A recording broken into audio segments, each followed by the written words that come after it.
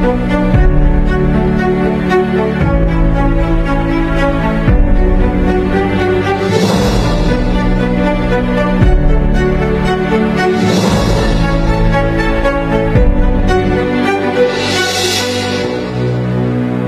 Friends, welcome to my channel. ಪ್ರಸ್ತುತವಾಗಿ ಸಮಾಜವು ಯಾವ ಕಡೆ ಹೋಗುತ್ತಿದೆ ಎಂದು ಅರ್ಥವಾಗುತ್ತಿಲ್ಲ. ಇದಕ್ಕೂ ಮೊದಲು ಗಂಡನು ಹೆಂಡತಿಯ ಮೇಲೆ ದಾರುಣ ಕೃತ್ಯವನ್ನು ಎಸಗಿರುವ ಸ್ಟೋರಿಯನ್ನು ನಾವು ಕೇಳಿರುತ್ತೇವೆ. ಆದ್ರೆ ಈಗ ಸೀನ್ ರಿವರ್ಸ್ ಆಗಿ ಹೆಂಡತಿಯೇ ಗಂಡನನ್ನು ಹಿಂಸೆ ಮಾಡುವುದು, ಗಂಡನಿರುವಾಗಲೇ ಹೆಂಡತಿಯು ಬೇರೆ ಪುರುಷನೊಂದಿಗೆ ಅಕ್ರಮ ಸಂಬಂಧವನ್ನು ಇಟ್ಟುಕೊಳ್ಳುವುದು, ಅಕಸ್ಮಾತ್ ಆಗಿ ಗಂಡ ಕ್ವಶನ್ ಮಾಡಿದ್ರೆ ಅವನನ್ನ ಈ ಭೂಮಿಯ ಮೇಲೆ ಇಲ್ಲದಂತೆ ಮಾಡುತ್ತಾ ಕೆಲವು ಹೆಣ್ಣು ಮಕ್ಕಳು ಸಮಾಜ ತಲೆ ತಗ್ಗಿಸುವಂತೆ ಮಾಡುತ್ತಿದ್ದಾರೆ. ಆಕೆ ವಯಸ್ಸು 22 ವರ್ಷ. ಆಕೆ ನೇರವಾಗಿ ಗಂಡನ ತಂದೆಯೊಂದಿಗೆ ಸಂಬಂಧವನ್ನು ಇಟ್ಟುಕೊಳ್ಳುತ್ತಾಳೆ. ಆ ವ್ಯಕ್ತಿಗೆ ಇಷ್ಟ ಇಲ್ಲದೆ ಇದ್ರೂ ಅವನಿಗೆ ವಯಗ್ರ ಮಾತ್ರೆಯನ್ನ ಹಾಕಿ ಅವನ ಜೊತೆ ಸಂಬಂಧವನ್ನು ಇಟ್ಟುಕೊಳ್ಳುತ್ತಾಳೆ. ಕಟ್ ಮಾಡಿದ್ರೆ ಸೀನ್ ರಿವರ್ಸ್ ಆಗಿ ಆಕೆ ಜೈಲಿಗೆ ಹೋಗುತ್ತಾಳೆ. ಅಸಲಿಗೆ ಆ ಹುಡುಗಿ ತಂದೆಯ ವಯಸ್ಸಿನಲ್ಲಿರುವ ತನ್ನ ಮಾವನ ಜೊತೆ ಈಕೆ ಸಂಬಂಧವನ್ನು ಇಟ್ಟುಕೊಂಡಳು. ಗಂಡನನ್ನು ಈಕೆ ದೂರವಿಡಬೇಕಾಯಿತು. ಅಷ್ಟು ಚಿಕ್ಕ ವಯಸ್ಸಿನಲ್ಲಿ ಅಷ್ಟೊಂದು ಕ್ರೂರವಾಗಿ ಈಕೆ ಬದಲಾದಳು. ಜೈಲಿಗೆ ಹೋಗುವುದಕ್ಕೆ ಅಸಲಿ ಕಾರಣವೇನು ಎಂಬ ವಿಷಯಗಳ ಬಗ್ಗೆ ತಿಳಿದುಕೊಂಡರೆ ನೀವು ಖಂಡಿತವಾಗಿಯೂ ಆಶ್ಚರ್ಯರಾಗುತ್ತೀರಾ. ಸೊ ಈ ವಿಡಿಯೋ ತುಂಬಾ ಇಂಟ್ರೆಸ್ಟಿಂಗ್ ಆಗಿದೆ, ಎಲ್ಲಿ ಕೂಡ ಸ್ಕಿಪ್ ಮಾಡದೆ ಪೂರ್ತಿಯಾಗಿ ನೋಡಿ. ಹಾಗೆ ಈ ವಿಡಿಯೋಗೆ ಒಂದು ಲೈಕ್ ನೀಡುವ ಮೂಲಕ ನಿಮ್ಮ ಸಪೋರ್ಟ್ ಅನ್ನು ತಿಳಿಸಿ. ಇನ್ನು ಸ್ಟೋರಿ ಏನು ಅಂತ ನೋಡೋದಾದ್ರೆ, ಮಹಾರಾಷ್ಟ್ರದ ಮುಂಬೈನಲ್ಲಿ ದಾಮೋದರ್ ಝಾನ್ಸಿ ದಂಪತಿಗಳು ವಾಸ ಮಾಡುತ್ತಿದ್ದರು. ದಾಮೋದರ್ ತಂದೆಯಿಂದ ಬಂದ ಬಿಸ್ನೆಸ್ ಅನ್ನು ನೋಡಿಕೊಳ್ಳುತ್ತಾ ಆ ಬಿಸ್ನೆಸ್ ಅನ್ನು ಮತ್ತಷ್ಟು ಸಕ್ಸಸ್ ಮಾಡುತ್ತಾ ಕೋಟಿಗಟ್ಟಲೆ ಆಸ್ತಿಯನ್ನು ಸಂಪಾದನೆ ಮಾಡುತ್ತಾನೆ. ಆದ್ರೆ ದಾಮೋದರ್ ಝಾನ್ಸಿ ದಂಪತಿಗಳು ಮದುವೆಯಾಗಿ 8 ವರ್ಷಗಳಾದರೂ ಮಕ್ಕಳಾಗದೇ ಇದ್ದರಿಂದ ನಂತರ ಡಾಕ್ಟರ್ ಅನ್ನು ಕನ್ಸಲ್ಟ್ ಮಾಡಿದಾಗ ಹರೀಶ್ ಎಂಬ ಗಂಡು ಮಗು ಹುಟ್ಟುತ್ತಾನೆ. ಇನ್ನು ಹರೀಶ್ ಇವರಿಗೆ ಏಕೈಕ ಸಂತಾನವಾಗಿದ್ದರಿಂದ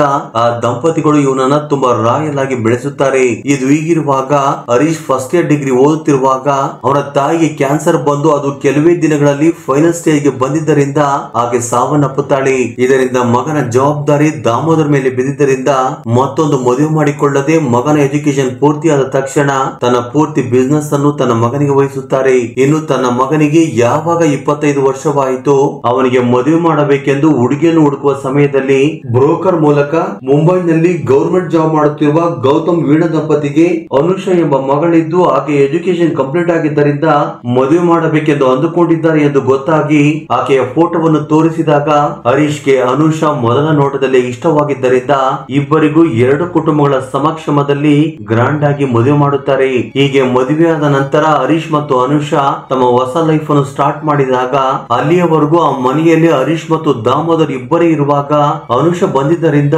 ಮೂವರು ಸೇರಿಕೊಂಡು ಸಂತೋಷವಾಗಿ ಜೀವನ ಸಾಗಿಸುತ್ತಾರೆ.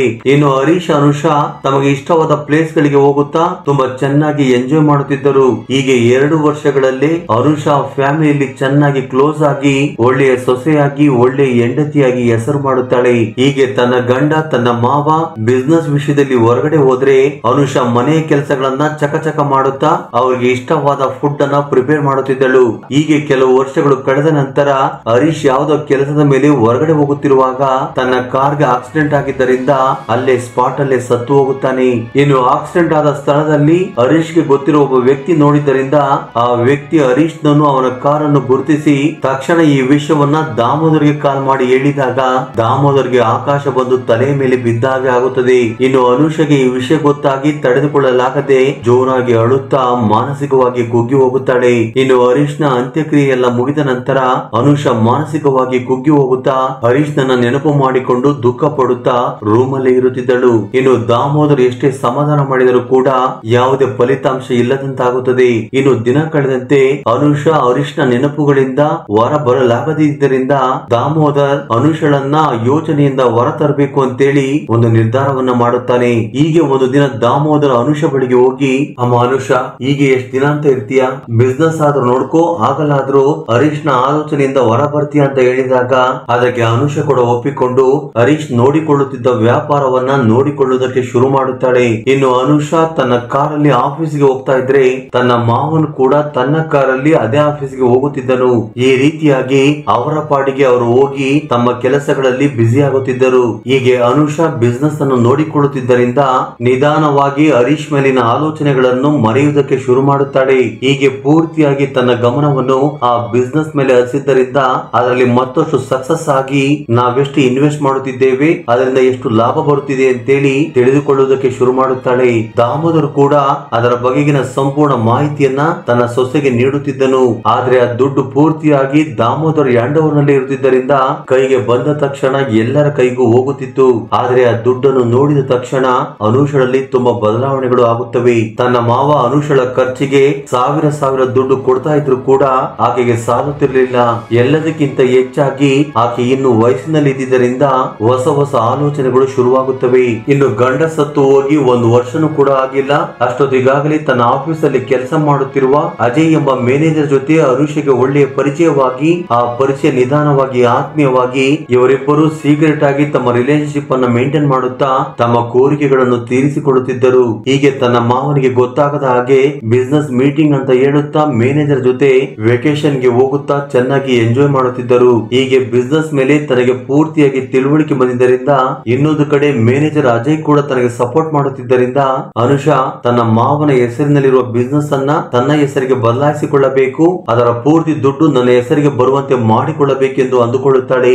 ಆದರೆ ದಾಮೋದರ್ ಮಾತ್ರ ದುಡ್ಡಿನ ವಿಷಯದಲ್ಲಿ ತುಂಬಾ ಸ್ಟ್ರಿಕ್ಟ್ ಆಗಿ ಇರುತ್ತಿದ್ದನು. ಅದು ಎಷ್ಟು ಅಂದ್ರೆ ಒಂದು ಬಿಸ್ನೆಸ್ ಆದ್ರೂ ಅಥವಾ ಒಂದು ಪ್ರಾಪರ್ಟಿಯನ್ನಾದ್ರೂ ಮಗನ ಹೆಸರಲ್ಲಿ ರಿಜಿಸ್ಟರ್ ಮಾಡಿರಲಿಲ್ಲ. ಏಕೆಂದರೆ ಇಷ್ಟು ಬೇಗ ಮಗನಿಗೆ ಜವಾಬ್ದಾರಿಯನ್ನ ಕೊಟ್ಟರೆ ನಡೆಯಬಾರದ ಅಚಾತುರ್ಯಗಳು ನಡೆದು ಹೋಗುತ್ತವೆ, ಮುಖ್ಯವಾಗಿ ದುಡ್ಡು ನೋಡಿ ಕೆಟ್ಟ ಅಭ್ಯಾಸಗಳಿಗೆ ದಾಸರಾಗುತ್ತಾರೆ ಎಂದು ಮೊದಲಿನಿಂದಲೂ ತನ್ನ ಮಗ ಹರೀಶ್ ನ ಹೆಸರಿನಲ್ಲಿ ಯಾವುದೇ ಬಿಸ್ನೆಸ್ ಆಗಲಿ ಅಥವಾ ಪ್ರಾಪರ್ಟಿಯನ್ನಾಗಲಿ ರಿಜಿಸ್ಟರ್ ಮಾಡಿರಲಿಲ್ಲ. ಆದರೆ ಈ ಸಮಯದಲ್ಲಿಯೇ ಹರೀಶ್ ಸತ್ತು ಹೋಗಿದ್ದರಿಂದ ದಾಮೋದರ್ಗೆ ಮತ್ತೊಬ್ಬ ವಾರಸುದಾರನು ಕೂಡ ಇಲ್ಲದೇ ಇದ್ದರಿಂದ ಆ ಆಸ್ತಿ ದುಡ್ಡೆಲ್ಲವೂ ಕೂಡ ಎಂದಿಗಾದರೂ ಅನುಷಗೆ ಸೇರುತ್ತವೆ. ಆದ್ರೆ ಒಂದು ವೇಳೆ ಅನುಷಾ ಯಾರನ್ನಾದ್ರೂ ಮದುವೆ ಮಾಡಿಕೊಂಡು ಹೊರಟು ಹೋದರೆ ಆ ಬಿಸ್ನೆಸ್ ಮೇಲೆ ಆಕೆಗೆ ಯಾವುದೇ ರೀತಿಯ ಹಕ್ಕು ಇರದೇ ಇದ್ದರಿಂದ ಅನುಷಾ ಮ್ಯಾನೇಜರ್ ಜೊತೆ ಗಾಢವಾದ ಪ್ರೀತಿಯಲ್ಲಿ ಇದ್ದರೂ ಕೂಡ ಮದುವೆ ಮಾಡಿಕೊಳ್ಳುವುದಕ್ಕೆ ಹಿಂದೇಟು ಹಾಕುತ್ತಿದ್ದಳು. ಅನುಷಾ ಮೊದಲಿಗೆ ತನ್ನ ಮಾವನ ಹೆಸರಿನಲ್ಲಿರುವ ಆಸ್ತಿಗಳನ್ನು ನನ್ನ ಹೆಸರಿಗೆ ಟ್ರಾನ್ಸ್ಫರ್ ಮಾಡಿಕೊಳ್ಳಬೇಕೆಂದು ಒಂದು ನೀಚವಾದ ಪ್ಲಾನ್ ಅನ್ನ ಮಾಡುತ್ತಾಳೆ. ಅದೇನು ಅಂದ್ರೆ ನನ್ನ ಮಾವನನ್ನು ನನ್ನ ವಶ ಮಾಡಿಕೊಂಡು ಆಸ್ತಿ ಎಲ್ಲವನ್ನು ನನ್ನ ಹೆಸರಿಗೆ ಮಾಡಿಕೊಳ್ಳಬೇಕೆಂದು ಅಂದುಕೊಳ್ಳುತ್ತಾಳೆ. ಆದ್ರೆ ಅದು ಅಷ್ಟೊಂದು ಈಸಿ ಅಲ್ಲ ಅಂತೇಳಿ ಅನುಷಗೂ ಕೂಡ ಚೆನ್ನಾಗಿ ಗೊತ್ತಿತ್ತು. ಹೀಗೆ ಆಸ್ತಿಯ ಮೇಲೆ ಮೋಹವನ್ನು ಬೆಳೆಸಿಕೊಂಡು ಅನುಷಾ ತನ್ನ ಮೈಮಾಟವನ್ನು ತನ್ನ ಮಾವನಿಗೆ ತೋರಿಸುತ್ತಾ ಪ್ರೀತಿಯ ಪಾಠವನ್ನು ಮಾಡುವುದಕ್ಕೆ ಶುರು ಮಾಡುತ್ತಾಳೆ. ಆದರೆ ದಾಮೋದರ್ ಮಾತ್ರ ಆ ರೀತಿಯ ವ್ಯಕ್ತಿ ಅಲ್ಲದೆ ಹೋಗಿದ್ದರಿಂದ ಆತನು ಅನುಷಳನ್ನು ತನ್ನ ಸ್ವಂತ ಮಗಳಾಗಿ ನೋಡಿಕೊಳ್ಳುತ್ತಿದ್ದನು. ಆದರೆ ಅನುಷಾ ಮಾತ್ರ ಆಸ್ತಿಗೋಸ್ಕರ ತನ್ನ ಮಾವ ಎಂದು ಕೂಡ ನೋಡದೆ ಅವನ ಮುಂದೆ ತನ್ನ ಸೌಂದರ್ಯವನ್ನು ತೋರಿಸುತ್ತಾ ಅವನ ಮನಸ್ಸನ್ನು ಬದಲಾಯಿಸುವ ಪ್ರಯತ್ನವನ್ನು ಮಾಡುತ್ತಾ ಸಂಬಂಧಗಳ ಬೆಲೆ ಮರೆತು ಅವನನ್ನು ವಶ ಮಾಡಿಕೊಳ್ಳುವ ಮಾತುಗಳನ್ನಾಡುತ್ತಿದ್ದಳು. ಈ ರೀತಿಯಾಗಿ ಅನುಷಾ ಯಾವಾಗಲೂ ಇದೇ ರೀತಿ ವರ್ತನೆ ಮಾಡುತ್ತಿದ್ದರಿಂದ ದಾಮೋದರ್ ಒಂದು ಸ್ಟೇಜ್ ಅಲ್ಲಿ ತನ್ನನ್ನು ತಾನು ಕಂಟ್ರೋಲ್ ಮಾಡಿಕೊಳ್ಳಲಾಗದೆ ಹೋಗುತ್ತಾನೆ. ಆದ್ರೂ ಕೂಡ ಆಕೆ ನನ್ನ ಸೊಸೆ, ಆ ರೀತಿ ನಡೆದುಕೊಳ್ಳಬಾರದು ಎಂದು ತನ್ನನ್ನು ತಾನು ಕಂಟ್ರೋಲ್ ಮಾಡಿಕೊಳ್ಳುತ್ತಿದ್ದನು. ಈ ರೀತಿಯಾಗಿ ಅನುಷಾ ಎಷ್ಟೇ ರೀತಿಯಲ್ಲಿ ತನ್ನ ಮಾವನನ್ನು ವಶ ಮಾಡಿಕೊಳ್ಳುವುದಕ್ಕೆ ಪ್ರಯತ್ನ ಮಾಡಿದಾಗ ಅವನು ಬೀಳದೆ ಇದ್ದಾಗ ಒಂದು ದಿನ ವಯಾಗ್ರ ಮಾತ್ರೆಯನ್ನ ತಂದು ಹಾಲಿನಲ್ಲಿ ಮಿಕ್ಸ್ ಮಾಡಿ ದಾಮೋದರ್ಗೆ ಕೊಡುತ್ತಾಳೆ. ಜೊತೆಗೆ ಅನುಷಾ ಆ ದಿನ ನಡೆದ ಘಟನೆಯನ್ನು ರೆಕಾರ್ಡ್ ಮಾಡಬೇಕೆಂದು ತನ್ನ ಮಾವನ ರೂಮಿನಲ್ಲಿ ಸೀಕ್ರೆಟ್ ಆಗಿ ತನ್ನ ಫೋನ್ ಅಲ್ಲಿ ವಿಡಿಯೋ ರೆಕಾರ್ಡ್ ಅನ್ನು ಆನ್ ಮಾಡುತ್ತಾಳೆ. ಇದೇ ಸಮಯದಲ್ಲಿ ಆ ಹಾಲನ್ನು ಕುಡಿದ ದಾಮೋದರ್ ಆ ಮಾತ್ರೆಯ ಪ್ರಭಾವದಿಂದ ಮನೆಯಲ್ಲಿ ಒಂಟಿಯಾಗಿದ್ದ ಅನುಷಳ ಮೇಲೆ ಕೆಟ್ಟ ಆಲೋಚನೆಯನ್ನ ಮಾಡುತ್ತಾನೆ. ಅದರ ಜೊತೆ ಅನುಷಾ ಕೂಡ ಟಿಂಟೆಡ್ ಡ್ರೆಸ್ ಅನ್ನು ಹಾಕಿಕೊಂಡು ಮಾವನನ್ನು ತನ್ನ ಸೌಂದರ್ಯದಿಂದ ಕೀಟಲೆ ಮಾಡುತ್ತಿದ್ದರಿಂದ ದಾಮೋದರ್ ಒಂದು ಸ್ಟೇಜ್ ಅಲ್ಲಿ ತನ್ನನ್ನು ತಾನು ಕಂಟ್ರೋಲ್ ಮಾಡಿಕೊಳ್ಳಲಾಗದೆ ಅನುಷಾ ಜೊತೆ ಶಾರೀರಿಕವಾಗಿ ಸೇರುತ್ತಾನೆ. ಅದಾದ ಸ್ವಲ್ಪ ಸಮಯದ ನಂತರ ಮತ್ತು ಇಳಿದ ಮೇಲೆ ನನ್ನ ಸೊಸೆಯ ಜೊತೆ ಈ ರೀತಿ ನಡೆದುಕೊಂಡೆ ಎಂದು ದುಃಖ ಪಡುತ್ತಾ ಆಕೆಯ ಕಾಲಿನ ಮೇಲೆ ಬಿದ್ದು ಕ್ಷಮಾಪಣೆ ಕೇಳುತ್ತಾ ಅಳುವುದಕ್ಕೆ ಶುರು ಮಾಡುತ್ತಾನೆ. ಆದ್ರೆ ಅನುಷಾ ಮಾತ್ರ ಯಾವುದೇ ರೀತಿಯ ಮುಜುಗರವಿಲ್ಲದೆ ತನ್ನ ಮಾವನ ಜೊತೆ ಮಾತನಾಡುತ್ತಾ ನಡೆದದ್ದೇನು ನಡೆದು ಹೋಯಿತು, ಇನ್ನು ಈ ವಿಷಯ ಹೊರಗಡೆ ಬರಬಾರದು ಅಂದ್ರೆ ನೀನು ಒಂದು ಕೆಲಸವನ್ನ ಮಾಡಬೇಕು, ಇಲ್ಲ ಅಂದ್ರೆ ನಾವಿಬ್ಬರು ಏಕಾಂತವಾಗಿ ಕಳೆಯುತ್ತಿರುವ ಈ ವಿಡಿಯೋವನ್ನ ಎಲ್ಲರಿಗೂ ತೋರಿಸುತ್ತೇನೆ ಎಂದು ಬ್ಲಾಕ್ ಮೇಲ್ ಮಾಡಿದಾಗ ಆ ವಿಡಿಯೋವನ್ನು ನೋಡಿದ ದಾಮೋದರ್ ಶಾಕ್ ಆಗುತ್ತಾನೆ. ಇದರಿಂದ ಬೇರೆ ದಾರಿ ಇಲ್ಲದೆ ನಾನೇನು ಮಾಡಬೇಕು ಹೇಳು ಎಂದು ಕೇಳಿದಾಗ ಅದಕ್ಕೆ ಅನುಷಾ ನಿನ್ನ ಹೆಸರ ಮೇಲಿರುವ ಆಸ್ತಿಯನ್ನು ನನ್ನ ಹೆಸರಿಗೆ ಟ್ರಾನ್ಸ್ಫರ್ ಮಾಡು, ಇಲ್ಲ ಅಂದ್ರೆ ಈ ವಿಡಿಯೋವನ್ನು ವೈರಲ್ ಮಾಡ್ತೀನಿ ಅಂತ ಹೇಳಿದಾಗ ಭಯ ಬಿದ್ದ ದಾಮೋದರ್ ಏನು ಮಾಡಬೇಕೆಂದು ಅರ್ಥವಾಗದ ಪರಿಸ್ಥಿತಿಯಲ್ಲಿ ತನ್ನ ಹೆಸರಲ್ಲಿರುವ ಆಸ್ತಿಯನ್ನು ಅನುಷಾ ಹೆಸರಿಗೆ ಟ್ರಾನ್ಸ್ಫರ್ ಮಾಡುತ್ತಾನೆ. ನಂತರ ಅನುಷಾ ಹತ್ತಿರ ಆ ವಿಡಿಯೋವನ್ನು ಡಿಲೀಟ್ ಮಾಡುವಂತ ಹೇಳಿದಾಗ ಆಸ್ತಿ ಎಲ್ಲ ತನ್ನ ಹೆಸರಿಗೆ ಬಂದಿದ್ದರಿಂದ ಅನುಷಾ ಕೂಡ ಆ ವಿಡಿಯೋವನ್ನ ಡಿಲೀಟ್ ಮಾಡುತ್ತಾಳೆ. ಆದ್ರೆ ಅನುಷಾ ಅಷ್ಟಕ್ಕೆ ನಿಲ್ಲದೆ ತನ್ನ ಪ್ರಿಯಕರನ ಜೊತೆ ಸೇರಿಕೊಂಡು ದಾಮೋದರ್ ಬದುಕಿದ್ದರೆ ಆಸ್ತಿಯ ವಿಷಯದಲ್ಲಾಗಲಿ ಬಿಸ್ನೆಸ್ ನ ವಿಷಯದಲ್ಲಾಗಲಿ ಏನಾದರೂ ಬದಲಾವಣೆ ಮಾಡುತ್ತಾನೇನೋ ಅಂತೇಳಿ ಕೊನೆಗೆ ಅವನನ್ನ ಈ ಭೂಮಿ ಮೇಲೆ ಇಲ್ಲದಂತೆ ಮಾಡಬೇಕೆಂದು ಅಂದುಕೊಳ್ಳುತ್ತಾಳೆ. ಹೀಗೆ ಮಾರನೇ ದಿನ ಅನುಷಾ ತನ್ನ ಮಾವ ತಿನ್ನುತ್ತಿರುವ ಬಿರಿಯಾನಿಯಲ್ಲಿ ಮತ್ತಿನ ಔಷಧಿಯನ್ನು ಮಿಕ್ಸ್ ಮಾಡಿದಾಗ ಯಾವಾಗ ದಾಮೋದರ ಅದನ್ನು ತಿಂದು ಜ್ಞಾನ ತಪ್ಪಿ ಬಿದ್ದು ಹೋದನೋ ಅದೇ ಸಮಯದಲ್ಲಿ ಅವನನ್ನು ಕೊಲೆ ಮಾಡಿ ದಾಮೋದರ ಸಾವನ್ನು ಹಾರ್ಟ್ ಅಟ್ಯಾಕ್ ಅಂತೇಳಿ ರೂಪಿಸುವುದಕ್ಕೆ ಶುರು ಮಾಡುತ್ತಾಳೆ. ಆದ್ರೆ ಅಕ್ಕಪಕ್ಕದ ಮನೆಯವರು ಯಾರು ಕೂಡ ಅನುಷಳ ಮಾತನ್ನು ನಂಬುವುದಿಲ್ಲ.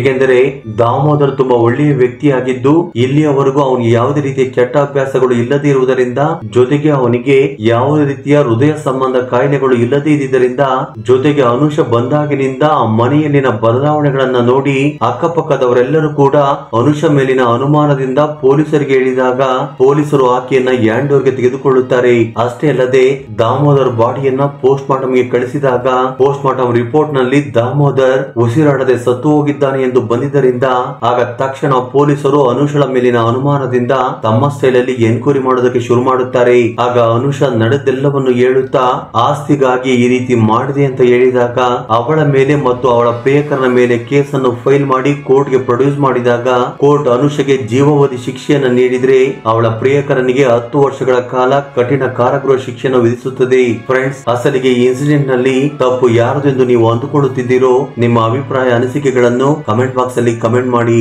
ಹಾಗೆ ಈ ವಿಡಿಯೋ ನಿಮ್ಗೆ ಇಷ್ಟವಾಗಿದ್ದರೆ ದಯವಿಟ್ಟು ಲೈಕ್ ನೀಡುವುದನ್ನು ಮರೆಯಬೇಡಿ. Thank you for watching.